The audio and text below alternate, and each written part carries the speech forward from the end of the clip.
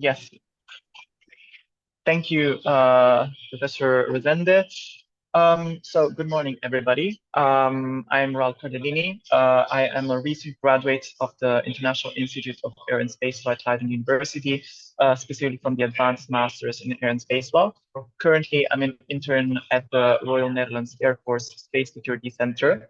And just as a clarification, any views that I will be expressing today are my own personal views. They're not in any way connected to my employer. So, obviously, thank you everybody for being here. Today, I'm excited to talk about a crucial and emerging area in international space law. That is effectively becoming increasingly relevant as we consider the future of human habitation in space. As we know, the advancements in space technology are happening at a rapid pace, with new ventures from both private companies and governmental agencies. The question now is not just about how we get to space, but how we must sustain human life there for the long term. This shift requires us to rethink the legal structures we rely on to regulate space activities, obviously. Currently, international space law is primarily based on treaties that were established over half a century ago. We can think of the Outer Space Treaty, for instance, which was drafted and entered into force in 1967. So we're really talking about instruments, binding instruments that have been drafted many, many decades ago.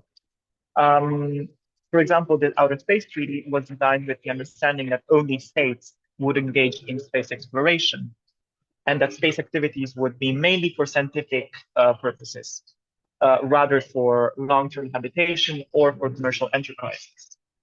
But with the reality of private space companies and discussions of space habitat on the horizon, and as you can see today here, the legal framework that we've inherited is getting to be increasingly outdated. And I dare say to a degree also insufficient to meet today's standards and demands. The unique nature of space itself is also something that presents challenges. In many ways, space is both fragile and extremely hazardous. In legal terms, it is effectively classified as an ultra hazardous environment. And this means that the legal rules guiding space activities need to take that into account. They need to take into account an environment that is unlike any on Earth. For example, issues around resource scarcity are intensified in space, clearly, as essential resources like oxygen, water, and certain minerals cannot be easily replenished or accessed without careful management. So any framework that we adopt needs to be rigorous enough to handle the risk of resource depletion while also ensuring equitable access for all stakeholders. And more importantly, it needs to establish clear rules on the use and exploration of space and the use and exploitation of space resources. So to create a viable legal framework for long-term space habitation, I looked into some scholars that have written about this, and I found some really interesting research suggesting that clearly we need to be very creative and look at other areas of international law. That is something that any scholar focusing on space law will, apologies for the noise, for the background noise, any scholar of international space law will know how to do, which is to use a comparative approach and try to draw from other areas of the law, such as the law of the seas or the Antarctic Treaty and whatnot, all branches of international law that have been relevant for the drafting of the Outer Space Treaty and other instruments in international space law. Both using a comparative approach through, for example, the legal figure that is called analogia juris, and also analogical reasoning will help us explore laws and treaties that may be utilized in different fields and branches of international law, but will potentially be relevant for space governance.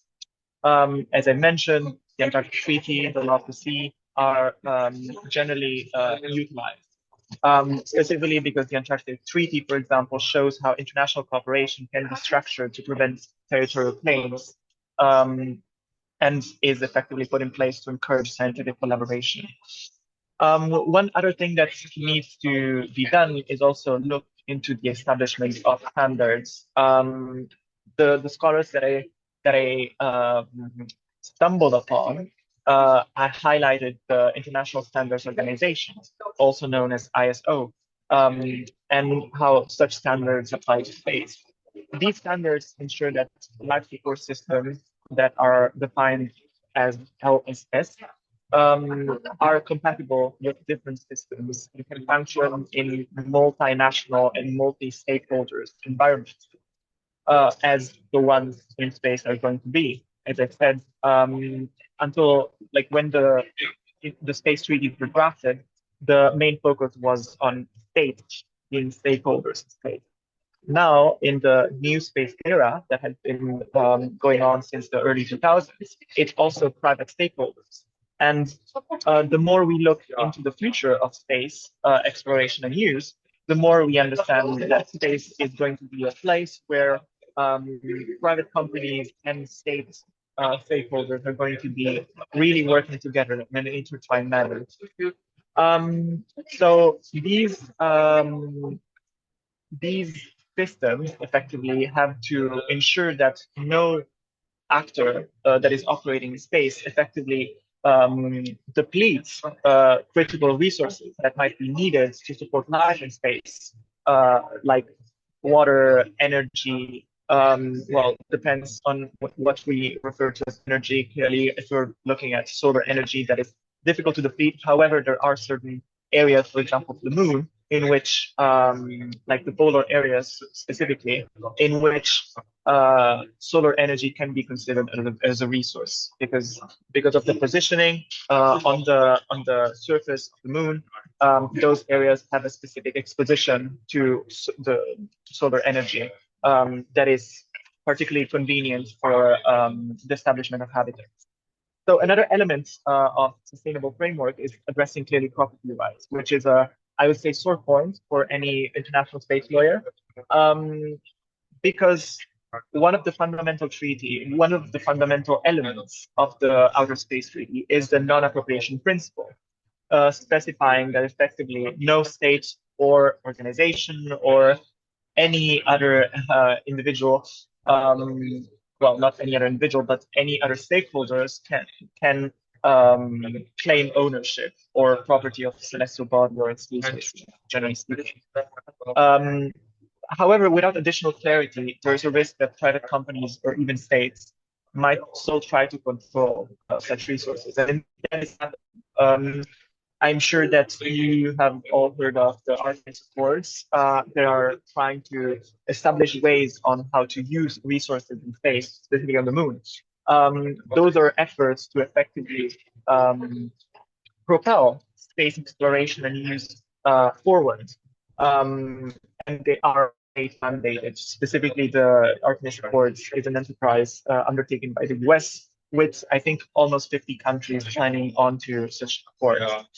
In any case, regardless of whether such activities will actually take place, what is preeminent, in my perspective, is the fact that while undertaking such activities, we are still very mindful of the fact that they need to be in line with international space law. And more so than that, and also as a consequence of that, they need to ensure that any use and exploration of space is done sustainably.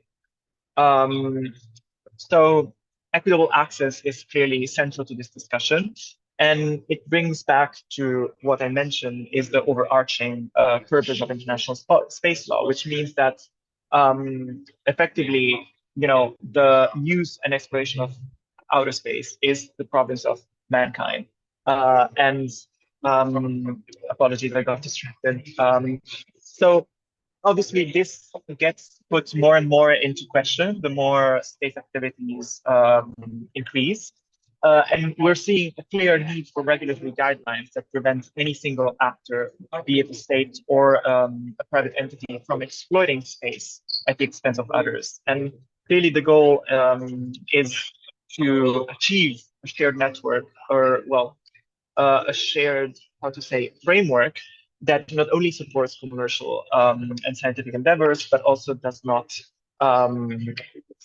yeah, I would say, go against international space law and so safeguard space for the peaceful, for the people and sustainable development.